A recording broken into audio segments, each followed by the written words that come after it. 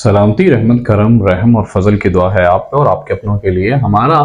हमारी ये 10वीं सीरीज है CSS PMS के अंदर जो वन पेपर आता है उनके अंदर, या पाकिस्तान अफेयर अगर आपका इनका सब्जेक्ट है, या PPSC FPSC NTS का पाक अफेयर का आप कर रहे हैं, तो आपको ये वन लाइनर की सीरीज का जरूर हिस्सा बनना चाहिए। सबसे पहला सवाल है, वली तंगी डैम कहाँ पे है? ये बलूचिस्तान के अंदर है। ये एक छोटा सा डैम है, यूरक वैली। आमतौर पे यूरक वैली के बारे में भी पूछ लिया जाता है कि यूरक वैली कहाँ पे है। तो दोस्तों, यूरक वैली हुई बलूचिस्तान के अंदर। ये 20 किलोमीटर क्वेटा से दूर है। वली तंगी डैम कहाँ पे है? बलूचिस्तान के अंदर। और यूरक वैली कहाँ है? ये बलूचिस्तान के अंदर है। वली तंगी डैम कौन से बड़े डिस्ट्रिक्ट में आता है? क्वेटा के अंदर आता है। with the Quaid Azam during his last days. ये किताब थी, ये किसने लिखी थी? ये लिखी है कर्नल इलाही बख्श की किताब है। काफी मशहूर, काफी अच्छी किताब है, जरूर पढ़िएगा। अगर आपको पाकिस्तान की क्रिएशन के बारे में, हिस्ट्री के बारे में कुछ जानना है, तो you would have an idea which sort of personality Jinnah रहमतुल्लाह अलैह had in the line of fire. काफी मरतबा पूछा जा चुका है इस बारे में भी। परवेज मुशर्रफ की किताब है। There were two members of the जो ना, जब नेहरू रिपोर्ट आई ना, तो जिसके जवाब में जिन्ना ने 14 पॉइंट्स दिए थे, तो उसके अंदर 2 मुसलमान मेंबर्स भी थे नेहरू कमीशन के अंदर। ठीक है, उस रिपोर्ट की प्रिपरेशन के सारे प्रोसेस के अंदर there were 2 Muslims as well. दोस्तों, आपको इस बात का तो अंदाजा होगा ही कि जो कट्टर मुस्लिम्स थे ना वो, और जो लिबरल मुस्लिम्स थे वो, पाकिस्तान की क्रिएशन के दौरान जो तहरीक देवबंद, मौलाना मौदूदी, जो इस तरह के लोग मजहब से मुताल्लिक थे, वो इन लिबरल मुस्लिम से को गलत कहते थे। इवन के जो मौलाना मौदूदी थे उस टाइम के सबसे बड़े, यू मे से दैट, सबसे बड़े जो मुफक्किर थे, उन्होंने जिन्ना रहमतुल्लाह अलैह को काफिर भी मतलब फतवा जारी किया था। और जना रहमतुल्लाह अलैह और ये जो लोग जो अलीगढ़ से मुताल्लिक थे, अलीगढ़ के लौंडे जिनको जॉन एलिया ने कहा है विद ड्यू रिस्पेक्ट, तो ये लोग थोड़े लिबरल मुस्लिम टाइप थे, और ये सब लोग वेस्ट से मुताल्लिक थे। और ये वही लोग थे जिन लोगों ने गोरे की गुलामी की, और ये वो लोग थे जो गोरे के खिलाफ चले। ठीक है, so the main religious chunk remained out of the creation of Pakistan. इसीलिए आज पाकिस्तान के अंदर तो 24 करोड़ मुस्लिम है, जबकि इंडिया के अंदर 25 करोड़ मुस्लिम है। ठीक है, और हमारा मजहब थोड़ा सा एज कंपेयर टू, मतलब we have a lot of differences, not lot of, but we have a slight sort of differences with from the Muslims who remained in India. और वो हमें अच्छा भी नहीं समझते, कुछ कुछ वहां पे ऐसे सेगमेंट्स हैं। दिल्ली पैक्ट जो है is also known as Liaquat Nehru pact. Liaquat Nehru pact का दूसरा नाम दिल्ली पैक्ट भी है। औरंगजेब ने डिसकंटिन्यू किया था दीन इलाही। दीन इलाही किसने स्टार्ट किया था? अकबर ने, आपको पता है, सजदा ताजीमी, और जो बादशाह है वो अल्लाह का खलीफा है जमीन पे, इस तरह के कॉन्सेप्ट्स दिए थे। और हमने पिछली वीडियोस में देखा कि अकबर ने एक पूरी टीम बनाई थी, एक पूरा इलाके, एक ना पूरी मजलिस बनाई थी अलग अलग लोगों की, कि वो लोग अलग अलग मजहब के लोगों की वो बैठ के दरमियानी रास्ता निकाले। ठीक है, और फिर उस मजलिस ने क्या किया था कि सारे मजाहब जो थे उस टाइम वहां पे राजुल वक्त थे, उनके लोग मुफक्किरीन बैठे, उनका दरमियानी रास्ता ये निकाला कि एक दीन इलाही के नाम से एक फितना निकाला। उस फितने के अंदर क्या किया कि अकबर को अल्लाह का खलीफा करार दे दिया, इसलिए उसको सजदा ताजीमी की परमिशन मिल गई। ठीक है, और आपको ये भी आमतौर पे पूछा जाता है, ये सवाल भी है कि कौन सा वो किंग था, मुगल किंग, जिसके दौर में मुगल सल्तनत सबसे बड़ी थी? That was Akbar as well.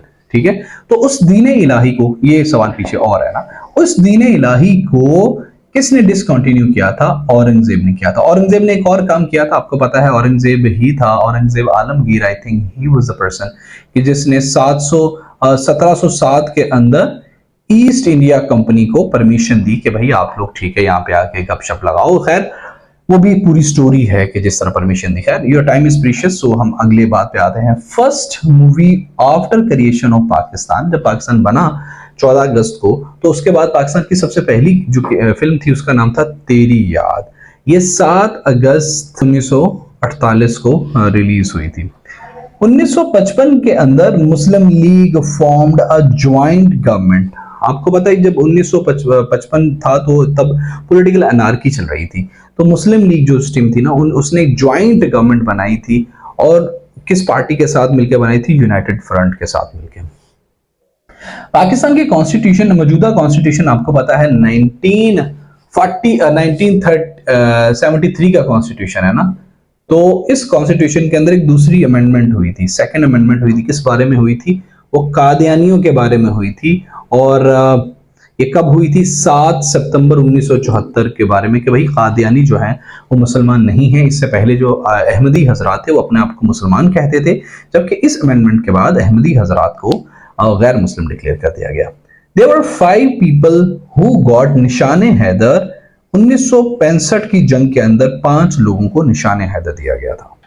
जो एफपीएससी है वो किस कानून के तहत गवर्न किया जाता है? आपको पता है एफपीएससी जो सीएसएस के इम्तिहान लेता है ना पाकिस्तान के अंदर, सिविल सर्विसेज के इम्तिहान लेता है, वो है फेडरल पब्लिक सर्विस कमीशन। आप ये एफपीएससी पीपीएससी के बारे में मैं आप लोगों का कॉन्सेप्ट क्लियर करता चलूं। ये इम्तिहान लेने वाले इदारे हैं, पूरी गवर्नमेंट की ऑर्गेनाइजेशंस हैं जिनका काम ही इम्तिहान लेना है। मतलब अगर एक बच्चे ने एफए बीए मैट्रिक एमए कुछ कर लिया, उसके बाद वो बच्चा अभी एक बोर्ड से निकल के एक नए बोर्ड में जाने लगा है, उस बोर्ड का काम ही ये है कि वो बोर्ड छांटी करके देगा ऐसे लोगों को जो अहल हैं स्पेसिफिक जो है ना पोस्टों के लिए। अब होता ये है, लेट्स से पुलिस डिपार्टमेंट है, पुलिस डिपार्टमेंट ये कहता है कि भाई मैं एतमाद करता हूं या मेरा कॉन्ट्रैक्ट हुआ पड़ा है एफपीएससी या पीपीएससी के साथ, इसीलिए एफपीएससी को वो लिख के भेजता, भाई मुझे इतने लोग जो है ना वो अहल करके निकाल के दो, अहल लोग इतने लोग मुझे निकाल के दो। तो एफपीएससी एडवर्टीजमेंट कर देता है, कहता भाई हमें पुलिस में भर्ती कराने के लिए हम स्क्रूटनी जिसकी करेंगे, हम जिसको छांटी करेंगे जो है ना वो चाहिए, इतने लोग दरकार है। तो लोग एप्लीकेशन देते हैं। FPSC with respect to given syllabus of that department, जो वो डिपार्टमेंट कहता है ना भाई साइकोलॉजिकली फिट बच्चे होने चाहिए, तो क्या होता है कि एफपीएससी अब साइकोलॉजी का उसको भी उसके वो सिलेबस का पार्ट बना देता है। अगर डिपार्टमेंट कहता है कि भाई मुझे साइंस से रिलेटेड स्टूडेंट चाहिए, तो एफपीएससी या पीपीएससी क्या करता है कि वो बहुत ज्यादा साइंस वाला पोर्शन इसमें इनकलकेट कर लेता है और सिलेबस दे देता है कि भाई आपको फिजिक्स से ज्यादा पूछा जाएगा, आपको जीके से ज्यादा पूछा जाएगा। तो इस तरह से स्क्रूटनाइज करने के लिए ये इदारे हैं। तो ये जो एफपीएससी है ये किस ऑर्डिनेंस के तहत चलता है? तो ये ऑर्डिनेंस है 1977 का, 1977 का ऑर्डिनेंस के तहत एफपीएससी काम करता है। तारीखो इर्तका एक किताब है जिसके अंदर लिखी गई है कि पाकिस्तान के अंदर जितनी भी डॉक्यूमेंट्रीज बनी हैं, जितनी भी डॉक्यूमेंटेशन हुई है, उस बारे में एक बहुत शानदार किताब है। इसको लिखा है नाज़मुद्दीन साहब ने। अल्लामा मोहम्मद इकबाल ने 2 राउंड टेबल कॉन्फ्रेंसेस जो है ना वो अटेंड की थी। आपको पता है राउंड टेबल कॉन्फ्रेंसेस 1930 से लेके 1933 तक 3 हुई थी, 30, 31 और 32 तक, सॉरी ये 3 हुई थी, ठीक है 30, 31 और 32 ये 3 कॉन्फ्रेंसेस हुई थी, और जिनान अल्लामा मोहम्मद इकबाल रहमतुल्लाह अलैह ने इनमें से 2 अटेंड की थी।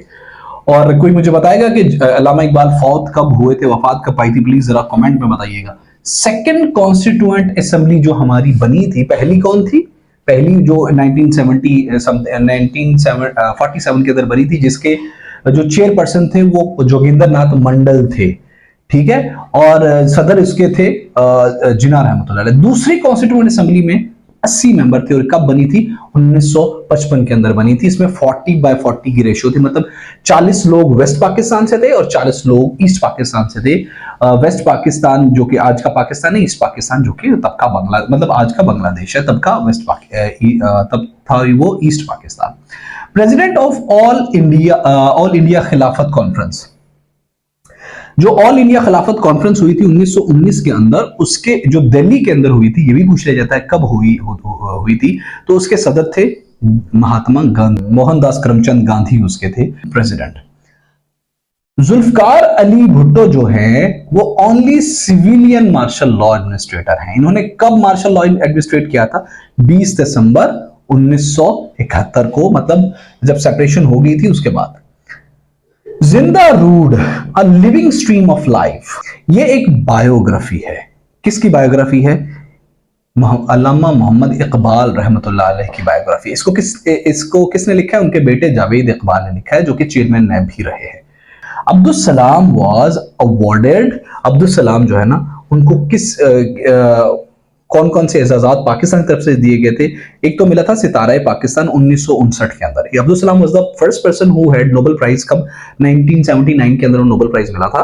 तो वैसे हमने एक बहुत बड़े लेजेंड को गवाया है। सॉरी, मैं एक्स्ट्रा कमेंट्री को ज्यादा ही कर रहा हूं, लेकिन वी आर वेरी मच मतलब ये मैं अनलकी कह लूंगा कि हमने अपने सितारों को हमेशा गवाया है। He was a legendary person. अभी वो सर्व कर रहे हैं उधर बैठ के, तो मतलब मेरा ख्याल है उन्होंने काफी सर्व किया है उधर वेस्ट में, काफी मेहनत की है, वहाँ के फिजिक्स के लेवल को ही ऊपर कर दिया। हमने मजहबी बुनियादों पे उन्हें निकाल दिया। खैर, ये मेरे रसूल का दीन नहीं है। आपको पता है कि हमने इस्लामियत पढ़ी है। इस्लामियत जो हमने पढ़ी है उसमें मेरे प्रॉफिट ने 27 जंगें लड़ी, ऑल वर डिफेंसिव। मेरे प्रॉफिट ये कहते हैं दरख्तों को मत करो, फसलों का ख्याल करो, वगैरह वगैरह। रहमत लिल आलमीन की उम्मत ने अपने अंदर, अपने मुआशरे के अंदर रहने वाला एक ऐसा बंदा अपने मुआशरे से निकाल के बाहर फेंक दिया जो कि जीनियस था। रसूलुल्लाह सल्लल्लाहु अलैहि वसल्लम, उस एक ऐसे नबी की उम्मत ने जो गैर मुस्लिमों को ये कहता हमारे बच्चों को पढ़ाओ, ठीक है, उसकी उम्मत ने, उसकी उम्मत होने के दावे के चक्कर में अपने जीनियस लोगों को कैसे कैसे बाहर निकाला। खैर, this is a sad story. निशाने इम्तियाज उन्हें मिला 1979 के अंदर। सितारे पाकिस्तान मिला 1959 के अंदर, 1979 के अंदर निशान इम्तियाज मिला, और 1979 के अंदर 1979 के अंदर ही उन्हें नोबेल प्राइज से नवाजा गया। उसके बाद फिर मुसलमानों ने उनको बाहर फेंक दिया। पीरपुर रिपोर्ट कब पब्लिश हुई थी? 1938 के अंदर। अच्छा, ये भी पूछ लिया जाता है कि किसने पब्लिश की थी? राजा सैयद मोहम्मद मेहदी ने पब्लिश की थी। और पीरपुर रिपोर्ट है क्या? आपको पता है कि 1937 के अंदर कांग्रेस मिनिस्ट्रीज बन गई, ठीक है। कांग्रेस मिनिस्ट्रीज ने जब बनी तो मुसलमानों पे सो कॉल्ड जुल्म करना शुरू कर दिया। वो वंदे मातरम और ऊपर नीचे वो जो जितने विद्या मंदिर स्कीम ऊपर नीचे मुसलमानों के साथ इम्तियाजी शुरू करना शुरू कर दिया। दैट वाज अ फैक्ट, ठीक है। तो उसके जवाब में मुस्लिम लीग की तरफ से एक रिपोर्ट पब्लिश की गई, पीरपुर रिपोर्ट। उस रिपोर्ट के अंदर मुसलमानों के साथ होने वाले इम्तियाजी सुलूक को इस रिपोर्ट के तहत, पीरपुर रिपोर्ट के तहत हाईलाइट किया गया, पिन पॉइंट किया गया, इंसिडेंट्स को कोट किया गया, और ये 1938 के अंदर आई। और राजा सैयद मोहम्मद महदी ने ऑल इंडिया मुस्लिम लीग के प्लेटफॉर्म से इसको प्रोपोगेट किया। फर्स्ट लेबर पॉलिसी पाकिस्तान में बनाई गई थी 1971 के अंदर, और तब से ऑनवर्ड ही 1 जुलाई को लेबर डे बनाया जाता है। गांधी आयरविन पैक्ट साइन हुआ था 1931 के अंदर। दोस्तों, हुआ ये था कि गांधी साहब ने सिविल डिसोबीडियंस मूवमेंट स्टार्ट की थी अगेंस्ट द जो है ना वो कि बरतानिया यहां से छोड़ के चला जाए। तो क्या हुआ था कि सिविल डिसोबीडियंस में लोगों ने, क्योंकि थोड़ी वायलेशंस भी की थी, तो लोगों ने इनको पकड़ लिया था। ब्रिटिशर्स ने जो लोग वायलेशंस कर रहे थे, वायलेंट प्रोटेस्ट कर रहे थे, उनको उन लोगों ने पकड़ लिया था। तो गांधी ने और आयरविन उस टाइम के यहाँ पे वॉसराय थे, और मोहनदास करमचंद गांधी जो है ना वो कांग्रेस के हेड थे। इन दोनों ने एक पैक्ट साइन किया। उस पैक्ट के अंदर ये दोनों बाहमी तौर पे मुतफक्का तौर पे राजी हुए, क्योंकि गांधी राउंड टेबल कॉन्फ्रेंसेस को नहीं वो ले रहे थे। तो आयरविन ने गांधी से ये मनवाया कि आप राउंड टेबल कॉन्फ्रेंस में आएंगे, और बदले में गांधी ने आयरविन से ये मनवाया कि सिविल डिसोबीडियंस मूवमेंट्स के अंदर जो लोग अरेस्ट हुए ना उन लोगों को छोड़ दे। तो आयरविन ने कहा कि ठीक है, वायसराय आयरविन ने कहा कि ठीक है, हम छोड़ देंगे, लेकिन सिवाय उन लोगों के जो लोग वायलेंट, जिन लोगों ने वायलेंट क्राइम्स किए हैं ना, पुरतशद्दुद एहतजाज किए हैं, पुरतशद्दुद काम किया, उन लोगों के अलावा बाकी सबको छोड़ देंगे। सो ये पैक्ट साइन हुआ था 1931 के अंदर। कैबिनेट मिशन कब आया था यहाँ पे इंडिया के अंदर? 1946 के अंदर आया था, और ये दिल्ली के अंदर आया था 24 मार्च 1946 के अंदर। इसका मिशन था पोस्ट पोस्ट इंडिपेंडेंस की जो सिनेरियो ना उसको लेके मतलब वो जो पॉलिसी मेकिंग करने, इसका ये मकसद था। पाकिस्तान क्लाइमेट के हिसाब से ज्यादातर हॉट और ड्राई कंट्री है। First cabinet of Pakistan 7 members पे मुश्तमिल थी। कैबिनेट आपको पता है वो काबीना होती है जो मुल्क चलाती है, ठीक है दोस्तों।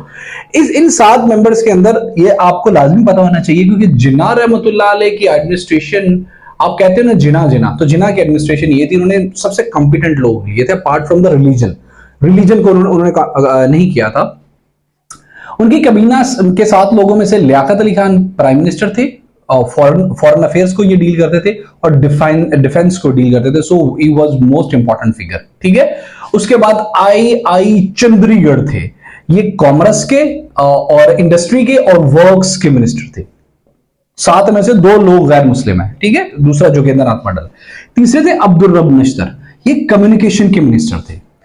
चौथे थे राजा गजनफर अली, ये फूड एग्रीकल्चर और हेल्थ के मिनिस्टर थे। जोगिंदर नाथ मंडल बिकॉज ही वाज हमारे पहले लॉ मिनिस्टर, यही आमतौर पे पूछा जाता है।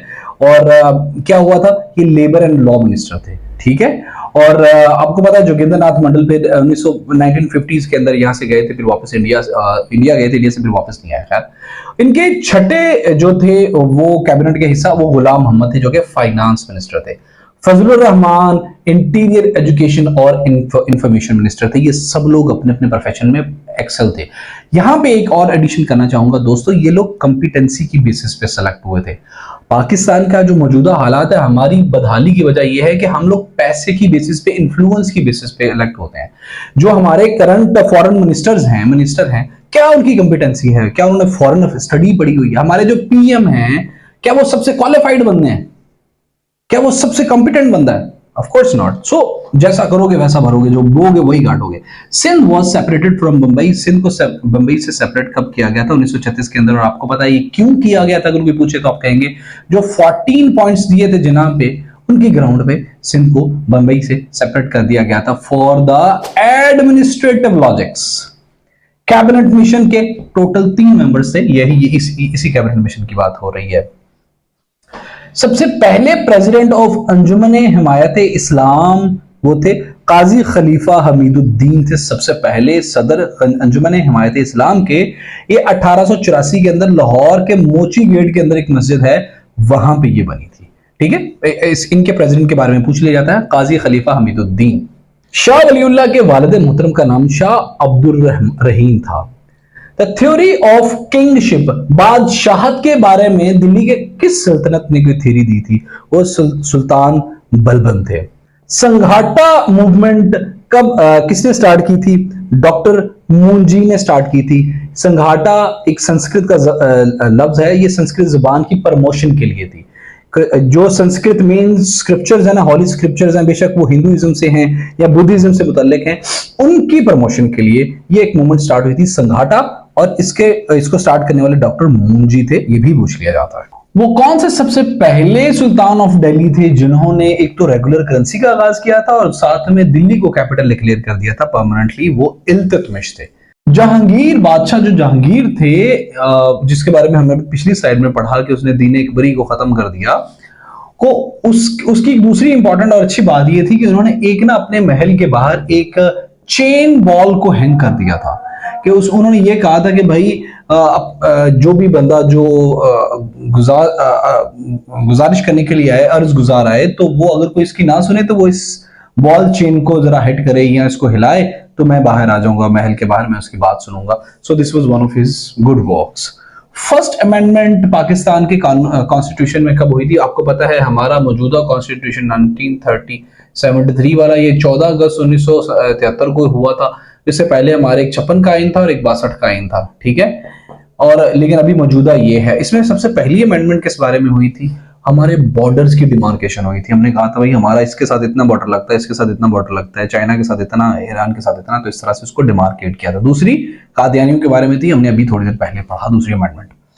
फर्स्ट वाटर कैनल एग्रीमेंट कब हुआ था? 4 मई 1948 को। पाकिस्तान और इंडिया, जब पाकिस्तान बन गया ना दोस्तों, तो इंडिया ने सबसे पहले जो काम किया था वो ये किया था, पाकिस्तान में ड्रॉट लाइक सिचुएशन क्रिएट करने के लिए नहरों के पानी को पहले तो बंद किया, बाद में बहुत ज्यादा बढ़ा दिया।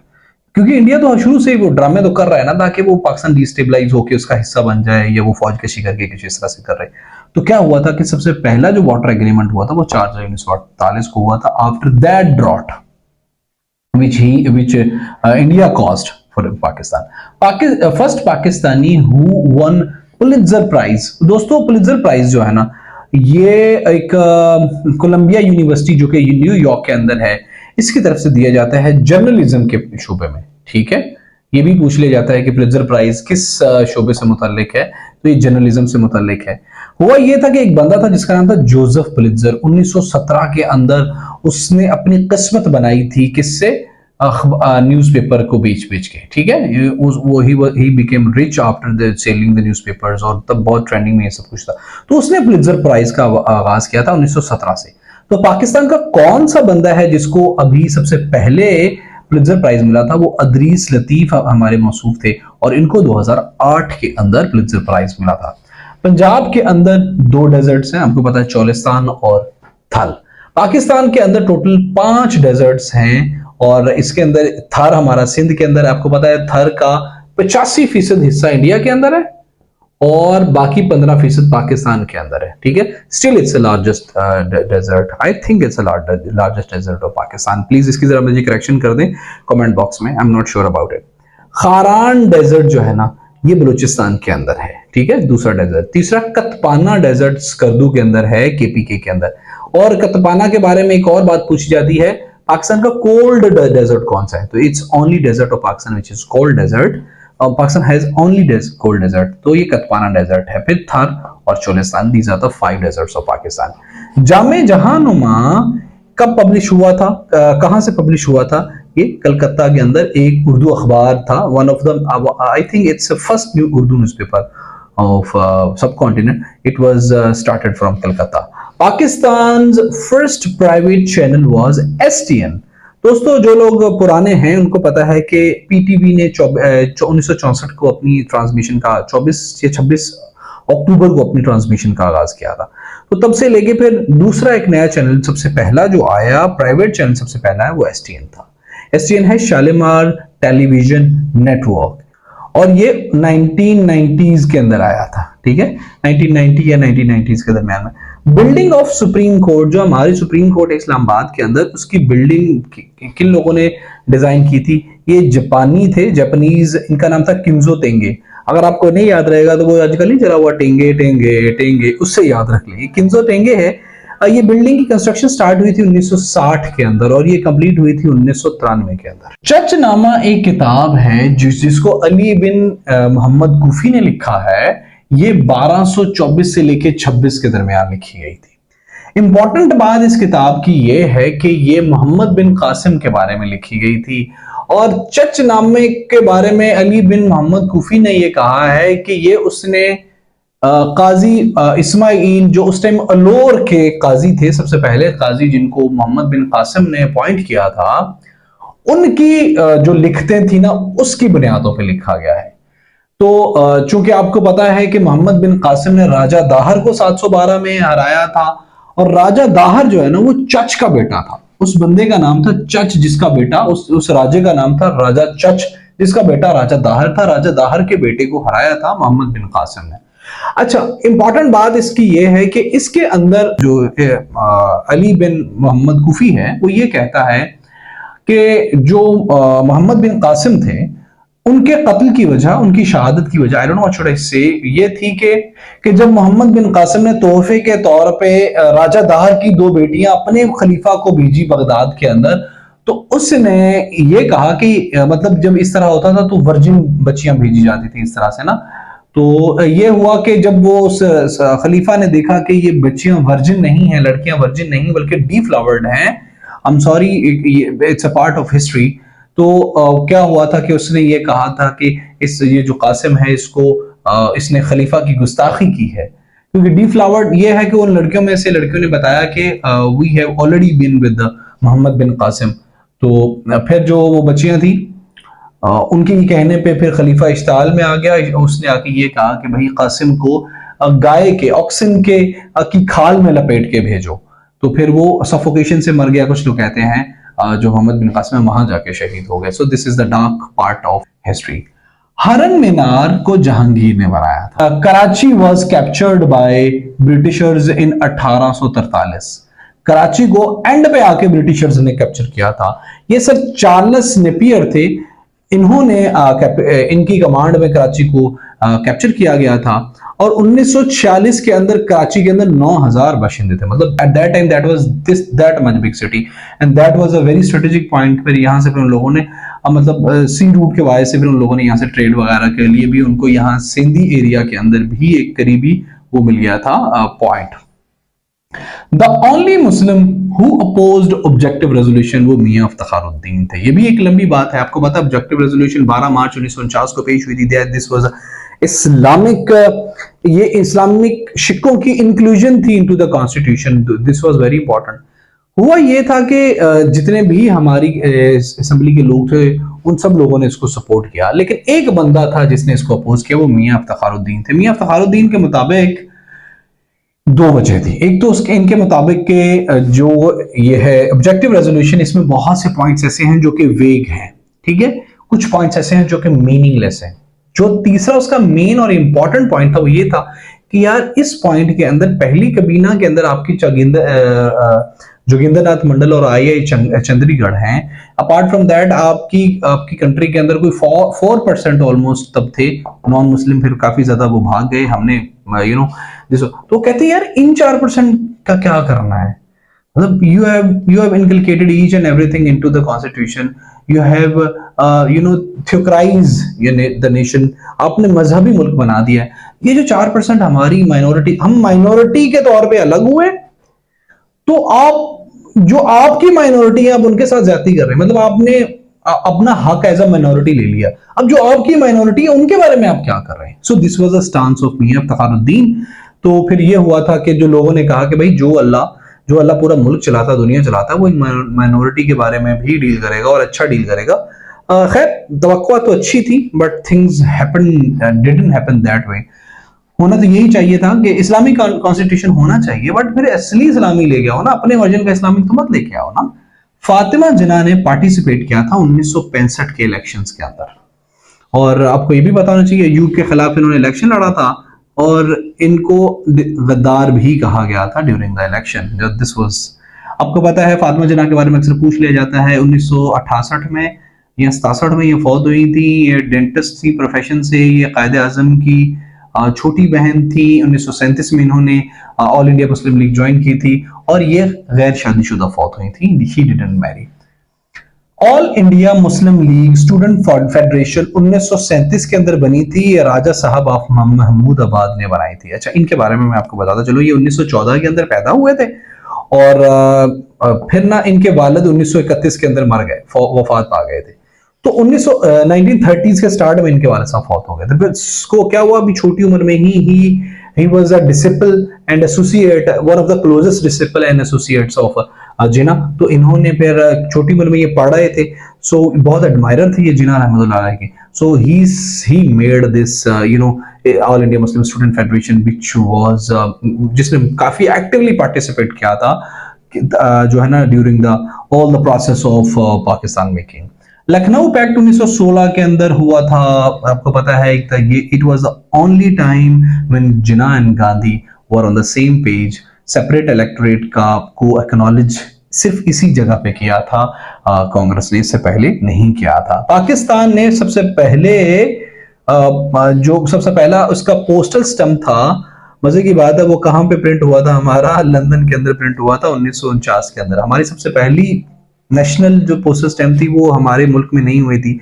और खैर 1954 के अंदर हमने सबसे पहला अपना पोस्टल स्टैम्प को पाकिस्तान के अंदर प्रिंट किया था। First security secretary general of Pakistan से Chaudhry Mohammad Ali. It is also important question. Third round table conference को एक ही अखबार ने, मुस्लिम अखबार ने कवर किया था, वो जिम्मेदार था। Britishers passed legislative council act in 1861 के अंदर ब्रिटिशर्स ने लेजिस्लेटिव काउंसिल एक्ट पास किया था। हिन्ना लेक कोयटा के करीब है, जो यूरिक वैली के अंदर है। यूरिक वैली के भी अक्सर पूछा जाता है कि कहां पे है, ये बलूचिस्तान के अंदर है, कोयटा के करीब। The old name of Jacobabad was Khangarh. Jacobabad का पुराना नाम खानगढ़ था। जो डॉन ट्रस्ट बनाई थी, जो कि आज हम डॉन पढ़ते हैं अखबार, इसके तहत कायदे आजम मोहम्मद अली जिन्ना को कितना फंड डोनेशन इकट्ठा हुआ था? 1,50,000 डोनेशन इकट्ठा हुआ था। प्रेस प्रोपेगेंडा फंड को एस्टेब्लिश किया था कांग्रेस ने, किस लिए? ताकि 1937 के इलेक्शन के अंदर प्रोपेगेंडा कर सके, प्रोपोगेट करने के लिए ये एक बाकायदा तौर पे फंड ट्रस्ट बनाई गई थी कि भाई ज्यादा से ज्यादा आप लोग फंड्स दें कांग्रेस की तरफ से, ताकि इलेक्शन के लिए हम लोग प्रोपेगेंडा कर सकें। उसके बाद ये रिवाज एक्ट आया है केपी के, जो एक्स फाटा एजेंसीज है ना, इसके अंदर 2017 में। इसके मुताबिक जो फाटा के अंदर या एक्स फाटा एजेंसीज के अंदर न्यू जस्टिस सिस्टम इंट्रोड्यूस कराया जाएगा, जो कि in accordance with the existing system होगा, एग्जिस्टिंग कस्टम्स होगा। ठीक है। Second president of all India Muslim league पहले कौन है? सर आगा खान, और दूसरे हैं राजा साहब ऑफ मोहम्मदाबाद। लाहौर रेजोल्यूशन जो कि 1940 23 मार्च को हुई थी, उसको सेकेंडेड फ्रॉम सिंध बाय सरदार अब्दुल्ला हारून ने इसको सेकंड किया था सिंध से, मतलब इसी तरह की रेजोल्यूशन सिंध से भी पास कराई थी। क्विट इंडिया मूवमेंट कब चलाई थी गांधी ने? आपको पता है कि जब वर्ल्ड वॉर 2 लगी तो स्टार्ट हुई 1939 के अंदर स्टार्ट हुई। तो तब क्या हुआ कि ब्रिटिशर्स ने लड़ना उधर शुरू कर दिया और यहां से फौजी ले जाने शुरू कर दिए। तो गांधी ने एक जो है ना वो तहरीक का आगाज किया, क्विट इंडिया छोड़ दो तहरीक का आगाज किया। तो जो जिना थे उन्होंने इसके जवाब में डिवाइड एंड क्विट इंडिया का जो है ना वो आगाज किया। हमने पीपीएससी के जब पास पेपर कवर किए तो उसके अंदर देखा था ये सवाल काफी मर्तबा पूछा है उसने। 13वीं जो तरमीम अमेंडमेंट हुई थी हमारे कॉन्स्टिट्यूशन 1973 के अंदर, वो 1997 में नवाज शरीफ ने की थी आर्जी तौर पे पार्लियामेंट के अंदर कुछ चेंजिंग करने के लिए। Pakistan national highway and motorway police कब बनी थी? ये स्टैब्लिश हुई थी 26 नवंबर 1997 के अंदर, 1997 के अंदर। नेशनल लाइब्रेरी ऑफ पाकिस्तान कब बनी थी? 1951 के अंदर, और ये री एस्टेब्लिश हुई थी 1990s के अंदर, लेकिन एस्टेब्लिश हुई थी 1951 के अंदर। आपने ये याद रखना है। 1 यूनिट वाज क्रिएटेड 1955 के अंदर।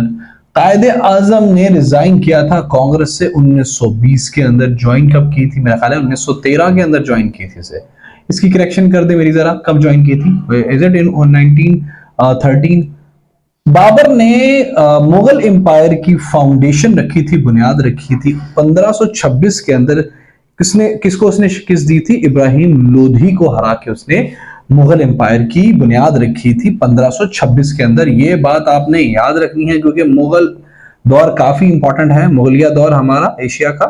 और ये 1526 से लेके 1757 की जंगे पलासी तक रहा है, और इसके बाद फिर बहादुर शाह जफर को रंगून में भेज दिया गया था।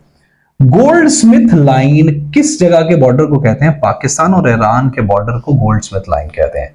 Pakistan became the member of IMF and World Bank. इन दोनों इदारों का पाकिस्तान मेंबर कब बना था? 11 जुलाई 1950 के अंदर इन दोनों इदारों का पाकिस्तान मेंबर बना था। Father of modern Sindhi pros, जदीद सिंधी नसर का बाप बानी किसे कहा जाता है? फादर किसे कहा जाता है? शमसुल उलमा मिर्जा कलीज साहब को। Qalich. Only elections held on non party basis. Pakistan के अंदर वाहद एक इलेक्शन 1985 के हुए थे जो नॉन पार्टी बेसिस पे हुए थे। मियां साहब दीनू एक मशहूर सिंधी पोइट हैं। किस चीज के सिंधी पोइट हैं? काफी के। आपको पता है काफी वो होती है जो कि सूफी अकराम लिखते हैं। और अगर आपको नहीं पता कि काफी क्या होती है तो आप हमारी पंजाबी की प्लेलिस्ट एक मर्तबा देखें, फिर आपको जरूर पता चलेगा। Poet Shah Abdul Karim Bulriwaro was born in, Matiari के अंदर पैदा हुए थे Shah Abdul Karim Bulriwaro. Air commander M Alam Mohammad Mahmood Alam was born in 1935 के अंदर पैदा हुए थे।